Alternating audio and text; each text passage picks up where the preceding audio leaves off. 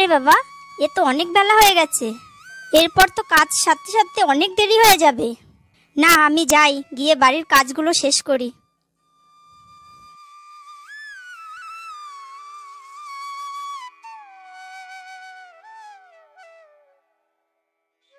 বড় বৌমা, বলি কটা বাজে? এখনো যে বাড়ির কোনো কাজে হাত পড়েনি। এরপর তো সকালের খাবার দুপুরে খেতে হবে। হ্যাঁ মা, আমি এখনই সব কাজ করে দিচ্ছি। আজ ঘুম থেকে উঠতে অনেক দেরি হয়ে গেছিল। তা এখনো দাঁড়িয়ে আছো যে? যাও গিয়ে কাজ শুরু করো। আর হ্যাঁ, বলি ছোট বৌমা কোথায়? তাকে যে কোথাও দেখতে পাচ্ছি না।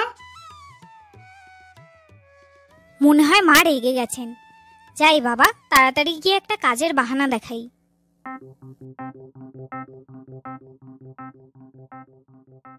মা, আপনি তো জানেন ছোট একটু ঘুম থেকে দেরি করেই ওঠে। মনে হয় ছোট এখনো ঘুমোচ্ছে। বড় বৌমা, শব্দটা মনে হয় রান্নাঘর থেকে এলো, তাই না? রান্নাঘরে এখন কে? বিড়াল টিড়াল ঢুকলো নাকি? চলো তো গিয়ে দেখে আসি।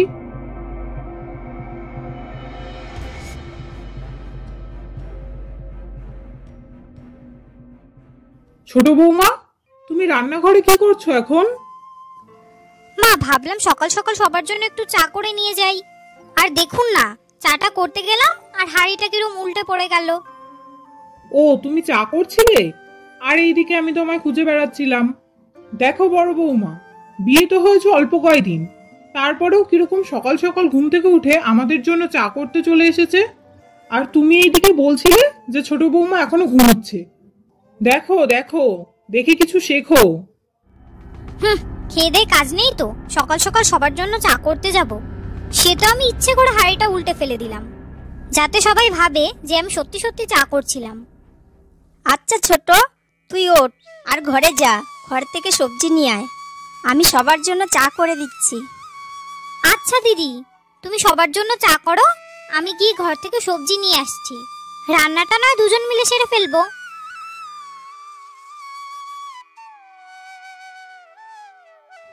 দেখো বৌমা দেখো, যেমনি আমার ছোট বৌমার রূপ তেমনি তার গুণ। আজ ছোটর কি হলো? এত সকাল সকাল ঘুম থেকে উঠে পড়লো, আবার সব কাজ আমার হাতে হাতে করে দিতে চাইছে। জানি না বাবা, আমি আমার কাজ করি।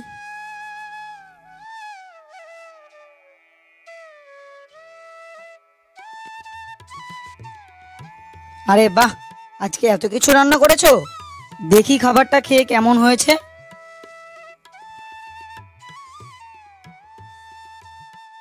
বাহ, রান্নাটা খুব সুন্দর হয়েছে। রান্নাটা কে করেছে আজকে? না, সকালে ঠিক যেরকম নাটক করছিলাম এখনো সেই নাটকটা চালিয়ে যেতে হবে। দিদি কিছু বলার আগেই আমাকে কাজটা সেরে ফেলতে হবে। দাদা, আপনাকে আরেক পিস মাছ দিই? ঠিক আছে, যখন বলছো আরেক পিস মাছ নিতে, দাও তাহলে খাই।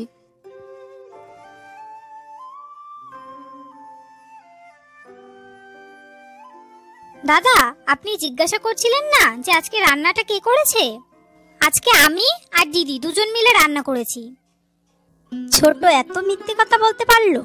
ছোট তো এখনো পর্যন্ত রান্না করেই দেখলো না, শুধু কিছু সবজি কেটে দেয় আর এতেই বলে নিজে রান্না করেছে। বলুক গিয়ে, যদি শান্তি পায়। তা হ্যাঁ গো, তুমি কি আর কিছু নেবে? না না, আমি আর কিছু নেব না। যা দিয়েছো ততটাই তো খেয়ে উঠতে পারবো না।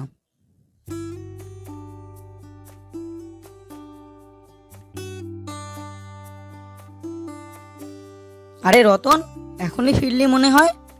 তা তোর আজকে এত দেরি হলো কেন ফিরতে? আর বলো না দাদা, ফসলে পোকা ধরে গেছিল, তাই তো খেতে বিষ ছড়িয়ে আসলাম, তাই তো আসতে দেরি হয়ে গেছে। নে হাত মুখ ধুয়ে নে, আজ ছোট বৌমা আর তোর বৌদি মিলে রান্না করেছে।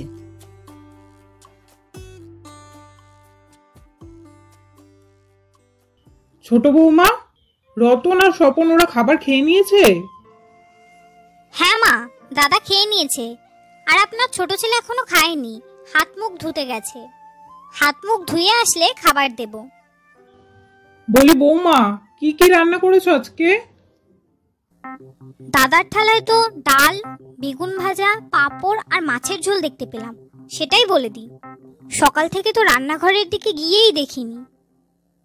মা, ডাল, বেগুন ভাজা, পাঁপড় ভাজা আর মাছের ঝোল রান্না করেছি। একই তো এত গরম পড়েছে, তারপর এত কিছু রান্না করতে গেলে কেন ছোট বৌমা? এইটুকু তো করতেই হবে মা, বাড়ির বউ হয়ে এসেছি, দায়িত্ব বলেও তো কিছু আছে নাকি? সত্যি ছোট বৌমা, তুমি যতটা রূপবতী ততটাই গুণবতী। তা হ্যাঁ গো, কোথায় গেলে? খাবারটা দাও, আমি হাত মুখ ধুয়ে চলে আসলাম তো। বেশ দাঁড়িয়ে দাঁড়িয়ে কথা বলছি তা নয়, এখনই ওনাকে ডাকতে হলো। আসছি, দাঁড়াও।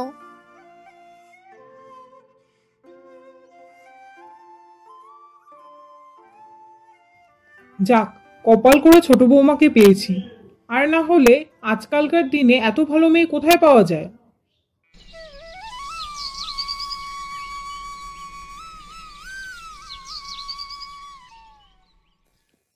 হ্যাঁ গো গিন্নি, আমি কাজে বেরোচ্ছি, আজকে আসতে আসতে একটু দেরি হয়ে যাবে।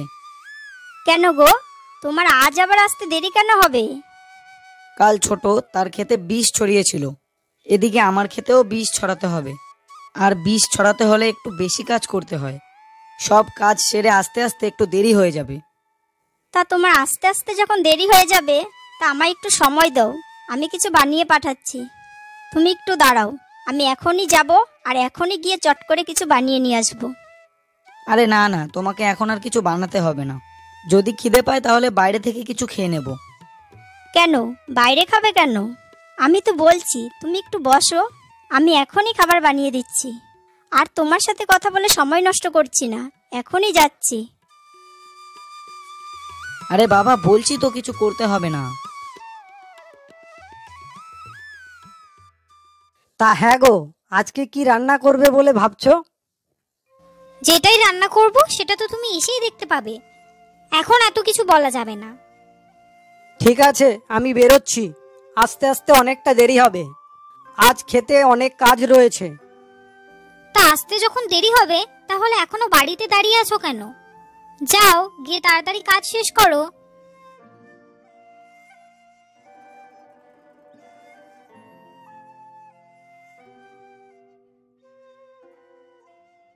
মা, এই অবেলায় যে শুয়ে আছেন, শরীর ভালো আছে তো?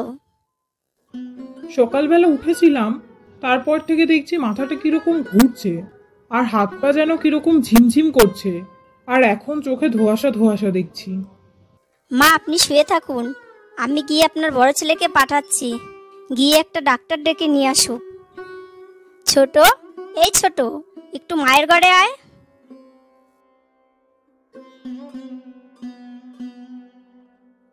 বলো, সকাল সকাল ডাকছো কেন? বলছি কি ছোট, তুই একটু মায়ের কাছে বস, আমি গিয়ে তো দাদাকে ডেকে নিয়ে আসি। মায়ের শরীরটা ভালো না, গিয়ে একটা ডাক্তার ডেকে আনতে হবে। ও, মা তো দেখছি শুয়েই আছে। মায়ের বয়স হয়েছে, এখন একটু একটু শরীর খারাপ তো হবেই, এত উত্তেজিত হওয়ার কি আছে? এ কি বলছিস রে ছোট, মায়ের শরীর খারাপ, আর আমাদের বাড়িতে মা ছাড়া কে আছে? ঠিক আছে ঠিক আছে, তোমাকে আর এত জ্ঞান দিতে হবে না। আর হ্যাঁ, তুমি আমাকে বলছিলে না মায়ের কাছে বসতে, আমি মায়ের কাছে বসে থাকতে পারবো না, তোমার বসতে হয় তুমি গিয়ে বসো। ছোট, বসতে তো আমিই চাইছি, কিন্তু রান্নাবান্না রান্নাবান্না কে করবে? তুই কি রান্নাবান্না করতে পারবি? আমার হয়েছে যত জ্বালা, এখন কি করি? না, বাহানা দেখিয়ে বলে দেব মায়ের শরীর খারাপ বলে রান্নাটা খারাপ হয়েছে, কিন্তু আমি এই বুড়ির যত্ন করতে পারবো না। ঠিক আছে, আমি যা পারি তাই রান্না করে দিচ্ছি, তুমি মায়ের কাছেই থাকো। ঠিক আছে ছোট, তাই কর। আর হ্যাঁ ছোট, পাড়ার কাউকে দিয়ে তোর বড়দাকে ডেকে পাঠা। ঠিক আছে, আমি দেখছি কাউকে ডেকে পাঠাতে পারি কিনা।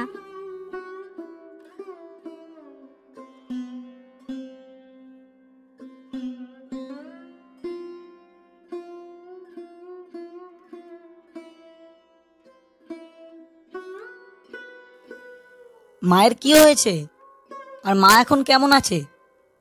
মা আমাকে বললো সকালবেলা ঘুম থেকে উঠেছে আর মাথা ঘুরছে, তাই এখন গিয়ে শুয়ে আছে, কিন্তু এখন তো মা চোখই খুলতে পারছে না। আমি বলি কি, তুমি গিয়ে ডাক্তার ডেকে নিয়ে আসো।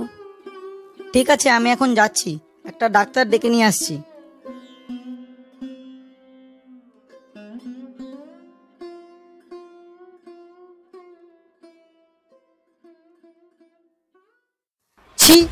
এ কি রান্না করেছো?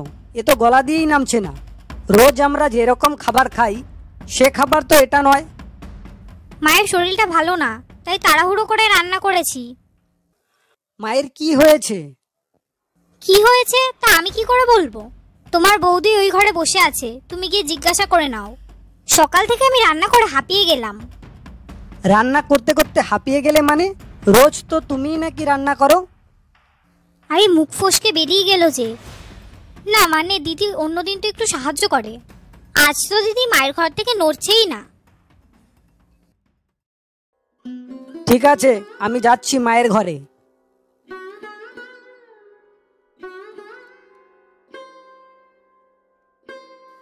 আরে বৌদি, তুমি যে এখনো মায়ের ঘরে? রাত হয়েছে তো, ঘরে যাবে না? মাকে এই অবস্থায় ফেলে রেখে যায় কি করে বলো তো? আচ্ছা ঠিক আছে, তাহলে তুমি এখন মায়ের ঘরে থাকো, আমি আমার ঘরে যাচ্ছি। যদি কোনো রকম কোনো অসুবিধা হয় ডেকে নিও অবশ্যই।